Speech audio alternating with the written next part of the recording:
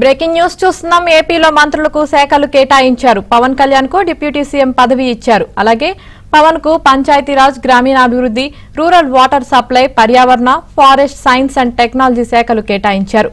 ఇక లోకేష్ కు మానవ వనరుల అభివృద్ధి, ఐటీ అండ్ ఎలక్ట్రానిక్స్, ఆర్టీజీ శాఖలను కేటాయించారు.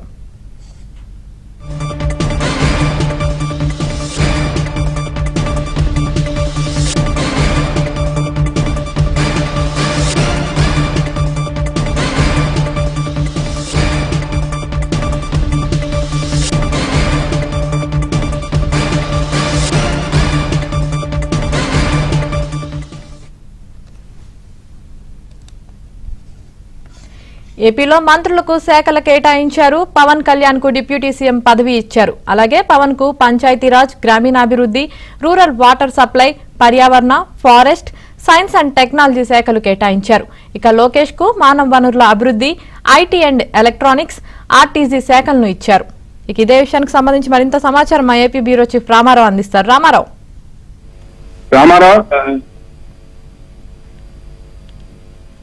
యామిని, ఆంధ్రప్రదేశ్ లో రాష్ట్ర ప్రభుత్వం కొద్దిసేపటి క్రితమే మంత్రులకు శాఖలను ప్రకటించింది. ముఖ్యమంత్రి చంద్రబాబు నాయుడు ఈ శాఖలను ప్రకటించారు.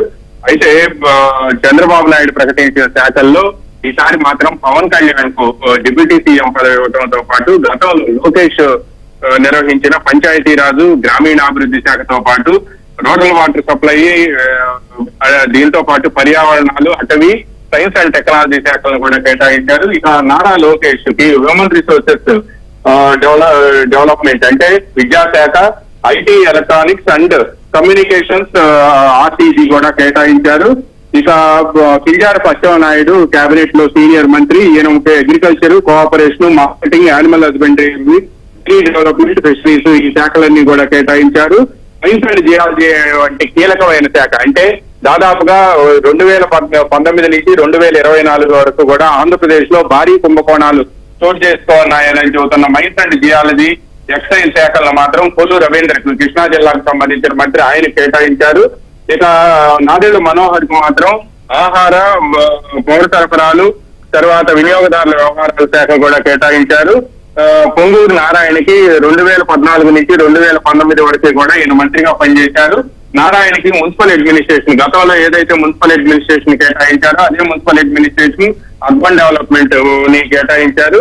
ఇక వంగలపూడి అనితకు మాత్రం అత్యంత కీలకమైన శాఖ home affairs, home department, disaster management, ప్రకృతి వైపరీత్యాల శాఖనే ఇచ్చారు. సత్యకుమార్ యాదవ్ బీజేపీ నుంచి అనంతపురం జిల్లా ధర్మవరం నుంచి గెలుపొందిన సత్యకుమార్ యాదవ్ కి వైద్య ఆరోగ్య శాఖను కేటాయించారు. ఆయనకి మెడికల్ ఎడ్యుకేషన్ కూడా ఆయనకే కేటాయించారు. గతంలో కూడా బీజేపీ నుంచి 2014 నుంచి 2019 వరకు ఉన్న రాష్ట్ర మంత్రివర్గంలో బీజేపీ నుంచి డాక్టర్ కామినేని శ్రీనివాస్ కి ఈ శాఖను కేటాయించారు. ఇక డాక్టర్ నిమ్మల రామానాయుడికి మాత్రం లా, జస్టిస్, న్యాయశాఖ, మైనారిటీ వెల్ఫేర్ ఈ రెండు కూడా కేటాయించారు. ఇక ఆనవ రామనారాయణ రెడ్డి సీనియర్ నేత, అయినా సీనియర్ మంత్రిగా గతంలో కూడా మంత్రిగా వ్యవహరించారు. ఆనవ రామనారాయణ రెడ్డికి మాత్రం ఎండోమెంట్స్, దేవాదాయ శాఖను కేటాయించారు. పయ్యావుల కేశవ్ తెలుగుదేశం పార్టీలో సీనియర్ ఎమ్మెల్యే, అదేవిధంగా అనంతపురం జిల్లా ఉరవకొండ నుంచి గెలుపొందిన పయ్యావుల కేశవ్ కి అత్యంత కీలకమైన శాఖను కేటాయించారు. ఆర్థిక శాఖ, ప్లానింగ్ అంటే ఆర్థిక ప్రణాళిక, వాణిజ్య పన్నుల శాఖతో పాటు లెజిస్లేటివ్ అఫైర్స్ అంటే శాసనసభ వ్యవహారాల శాఖ మంత్రిగా కూడా అత్యంత కీలకమైన శాఖను పయ్యావుల కేశవ్ కేటాయించారు. గతంలో ఈ శాఖలను ఆర్థిక మంత్రిగా యనమల రామకృష్ణుడు నిర్వహించేవారు. అయితే అనగాని సత్యప్రసాద్ కు మాత్రం రెవెన్యూ, రిజిస్ట్రేషన్ అండ్ స్టాంప్స్, అదే ఇది కూడా అత్యంత కీలకమైన శాఖ. ఆయనకి కీలకమైన శాఖను కూడా కట్టబెట్టారు. ఇక కొలుసు పార్థసారథికి హౌసింగ్, గృహ నిర్మాణ శాఖను కేటాయించారు. డోలా బాలవీరాంజనేయ స్వామికి మాత్రం social welfare, disabled and senior citizen welfare, సచివాలయం, విలేజ్ వాలంటీర్ ఈ మొత్తం శాఖలకి ఇవి కూడా చాలా కీలకమైన శాఖలు. సచివాలయంతో పాటు విలేజ్ వాలంటీర్ వ్యవస్థను మొత్తాన్ని, అదేవిధంగా సాంఘిక సంక్షేమంతో పాటు వికలాంగ సంక్షేమము, సీనియర్ సిటిజన్స్ వీటన్నిటి శాఖలు, ఈ 4 శాఖలను కూడా ఆయనకి డోలా బాలవీరాంజనేయ స్వామి కేటాయించారు. ప్రకాశం జిల్లా కొండేపి నియోజకవర్గం నుంచి ఈయన గెలుపొందాడు. ఇక గుట్టిపాటి రవికుమార్ కి ఎనర్జీ అంటే విద్యుత్ శాఖను కేటాయించారు. కందులు దుర్గేష్ కి ఈయన జనసేన నుంచి గెలుపొందారు. ఈయన ఉమ్మడి పశ్చిమ గోదావరి జిల్లాలోని నిడదవోలు కాన్స్టిట్యున్సీ నుంచి గెలుపొందారు. ఈయనకు టూరిజం, కల్చర్ అండ్ సినిమాటోగ్రఫీ, పర్యాటకం, పర్యాటకం, సాంస్కృతిక వ్యవహారాలతో పాటు సినిమాటోగ్రఫీ శాఖను కూడా ఈయన కేటాయించారు. ఇక గుమ్మడి సంజారాణి విజయనగరం జిల్లా సాలూరు నుంచి కూడా ఏమో గెలుపొందారు. ఈమెకి ఉమెన్ అండ్ స్త్రీ మహిళా శిశు సంక్షేమ శాఖ అండ్ ట్రైబల్ వెల్ఫేర్ గిరిజన సంక్షేమ శాఖను కూడా ఏమో కేటాయించారు. ఇక బీసీ జనార్దన్ రెడ్డి కర్నూలు జిల్లా పనగానపల్లి నుంచి గెలుపొందారు. ఈయనకి బీసీ జనార్దన్ రెడ్డికి రోడ్స్ అండ్ బిల్డింగ్స్ R&B తో పాటు ఇన్ఫ్రాస్ట్రక్చర్ అండ్ మౌలిక సదుపాయాలు అండ్ పెట్టుబడులు అంటే రహదారులు, వనాలు, మౌలిక సదుపాయాలు, పెట్టుబడుల శాఖను ఈయన కేటాయించారు. ఇక టీజీ భరత్ కర్నూలు జిల్లా కర్నూలు నుంచి గెలుపొందారు. టీజీ భరత్ కి పరిశ్రమలు తో పాటు ఫుడ్ ప్రాసెసింగ్ కూడా ఈయనకి అప్పగించారు. పరిశ్రమలు, వాణిజ్య శాఖ, ఫుడ్ ప్రాసెసింగ్ ఈ 4 శాఖలను కూడా ఆయన కేటాయించారు. కవిత అనంతపురం జిల్లా పెనుగొండ నుంచి గెలుపొందారు. ఏమా BC welfare, economically welfare sections welfare, తర్వాత హ్యాండ్లూమ్స్ అండ్ టెక్స్టైల్స్ ఈ శాఖని కేటాయించారు. ఇక వాసంశెట్టి సుభాష్ ఉమ్మడి తూర్పు గోదావరి జిల్లా రామచంద్రాపురం నుంచి గెలుపొందారు. Labour, factories, boilers, insurance and medical services ఈసారి ఇన్సూరెన్స్ మెడికల్ సర్వీసెస్ శాఖను కొత్తగా కేటాయించారు. ఈ శాఖలో దీంట్లో కూడా ఈసారి ఆయనకి కొత్తగా సుభాష్ కి ఈ శాఖను ఇచ్చారు. కొండపల్లి శ్రీనివాస్ ఎంఎస్ఎంఈ, ఈయన ఎంఎస్ఎంఈ తో పాటు సెర్పు, ఎన్ఆర్ఐ ఎంపవర్మెంట్ తో పాటు రిలేషన్స్ ఈ శాఖల మొత్తాన్ని కూడా కేటాయించారు. ఇక ముదుపల్లి రాంప్రసాద్ రెడ్డి కడప జిల్లా రాయచోటి నుంచి గెలుపొందారు. ఈయనకి రవాణా శాఖతో పాటు యువజన వ్యవహారాలు, క్రీడలు శాఖలను కూడా ఈయన కేటాయించారు. మొత్తం అంటే ఈ శాఖ మొత్తం అందరికీ శాఖలను కేటాయించారు. గత రాత్రి ఈ శాఖలను కేటాయించాల్సి ఉంది. అయితే నిన్న చంద్రబాబు నాయుడు ఆయన ఇంటి దగ్గర నుంచి కూడా సచివాలయం వరకు వెళ్లే మార్గంలో రాజధాని రైతులు పూలు పరిచి ఆయన్ని స్వాగతించారు. ఈ సమయంలో ఆయనకి పూలు వేయటం వల్ల కొంత ఎలర్జిటిక్ గా ఉండటంతో ఈ రోజు ఉదయం కొద్దిసేపటి క్రితం కూర్చొని శాఖల మొత్తాన్ని కూడా ఫైనలైజ్ చేశారు. అయితే ఈ కేబినెట్ మొత్తంలో కూడా ఇప్పుడు అత్యంత కీలకమైన శాఖలు కూడా పవన్ కళ్యాణ్ తో పాటు లోకేష్ అండ్ పయ్యావుల కేసు వీళ్ళందరి దగ్గర కూడా ఉన్నాయి. ఇప్పుడు పయ్యావుల కేసుకే చాలా కీలకమైన బాధ్యతలను అప్పచెప్పారు. ఆయనకి ఆర్థిక శాఖతో పాటు వాణిజ్య పన్నులు, అదే విధంగా లెజిస్లేటివ్ అఫైర్స్ శాసనసభ వ్యవహారాల శాఖ మంత్రిగా కూడా అప్పగించారు. ఇక పంచాయతీరాజ్ శాఖని, రూరల్ డెవలప్మెంట్, పంచాయతీరాజు, గ్రామీణాభివృద్ధి శాఖని పవన్ కళ్యాణ్కి ఇవ్వడంతో పాటు ఆయనకి డిప్యూటీ సీఎం హోదాను కూడా కల్పించారు. పవన్ కళ్యాణ్కి వీటితో పాటు ప్రధానంగా రోడ్ల వాటర్ సప్లై, గ్రామీణ మంచినీటి సరఫరా అండ్ పర్యావరణం, అటవీ శాఖ, సైన్స్ అండ్ టెక్నాలజీ ఈ మొత్తం కీలక శాఖలన్నింటినీ కూడా పవన్ కళ్యాణ్కి అప్పచెప్పారు. పవన్ కళ్యాణ్కి మొత్తం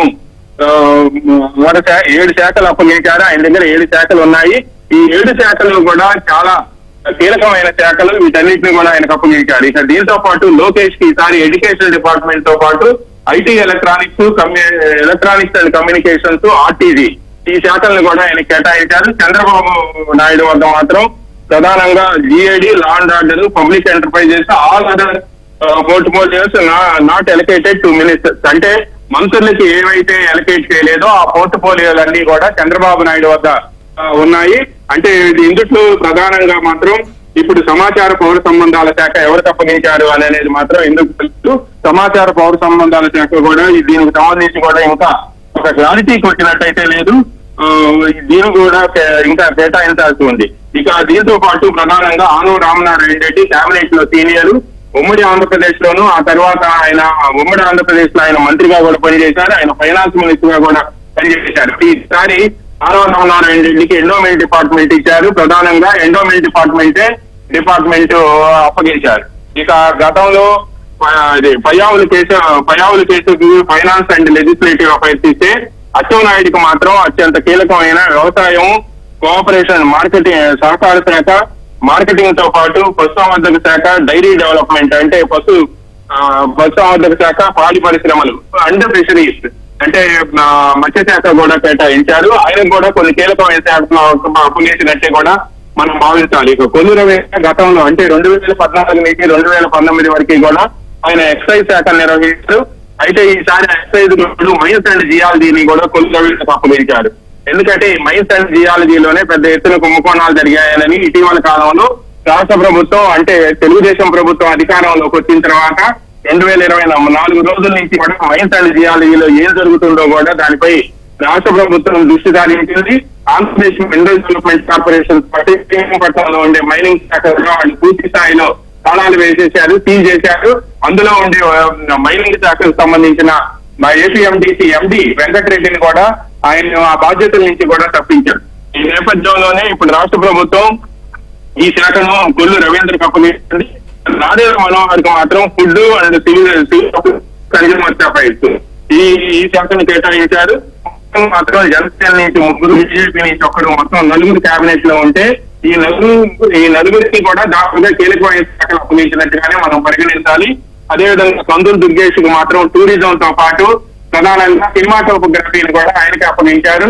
ఇక నారా లోకేష్ మాత్రం శాఖ వచ్చింది. వీటితో పాటు 2014 నుంచి 2019 వరకు కూడా మున్సిపల్ అడ్మినిస్ట్రేషన్ ఆయన చూశారు. మున్సిపల్ అడ్మినిస్ట్రేషన్ లో అప్పట్లో ఆయనపై అనేక ఆరోపణలు వచ్చాయనే పేరుతో అవి రుజువు కాకపోయినప్పటికీ ఆయనపై కేసులు నమోదు చేసి రాష్ట్ర ప్రభుత్వం అప్పట్లో 2019 నుంచి 2024 వరకు వైసీపీ ప్రభుత్వం ఆయన వెంటాడి వేధించింది.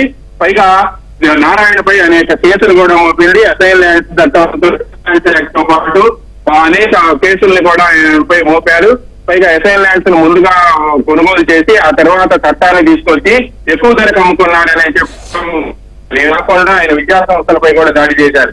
బట్ మళ్ళీ ఈసారి చంద్రబాబు నాయుడు మాత్రం ఆయనకు మున్సిపల్ అడ్మినిస్ట్రేషన్ డిపార్ట్మెంట్ ని అప్పగించారు.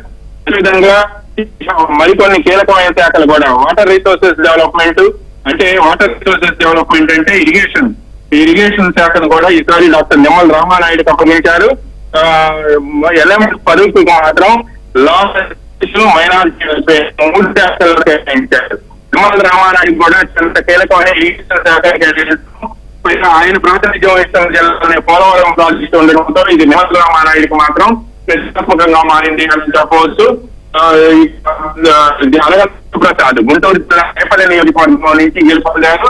దీనికి ఈసారి అత్యంత కీలకమైన రెవెన్యూతో పాటు రిజిస్ట్రేషన్, స్టాంప్స్ ఈ 3 శాఖలే. ఈ 3